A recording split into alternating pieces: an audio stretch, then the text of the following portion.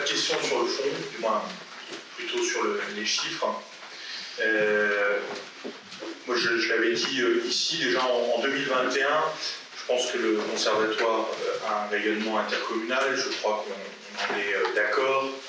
Je me suis déjà exprimé sur le sujet. Je pense qu'à partir du moment où l'intercommunalité n'accepte pas de prendre part au fonctionnement du conservatoire, que ce soit ce que je préférerais par la prise en charge d'une partie des coûts d'inscription des étudiants, des élèves qui sont domiciliés dans l'agglo hors Saint-Avold, ou par la prise de compétences sur la prise en charge de l'équipement.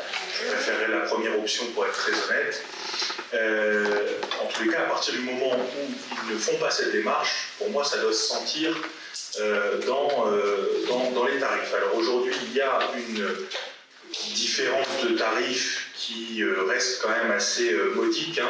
Quand on prend les chiffres, ça va selon les disciplines suivies, selon les cours qui sont pris, ça va de 15 € à 50 € selon les disciplines, grosso modo.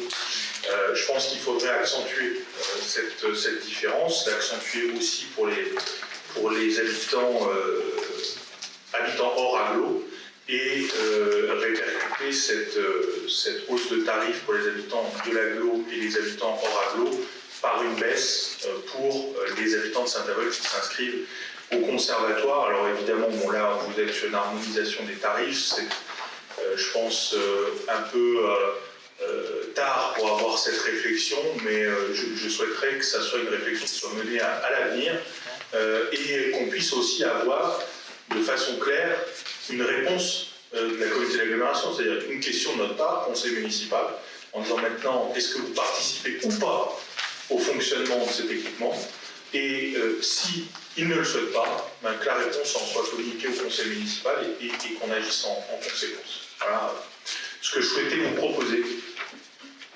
Alors, votre proposition est tout à fait juste.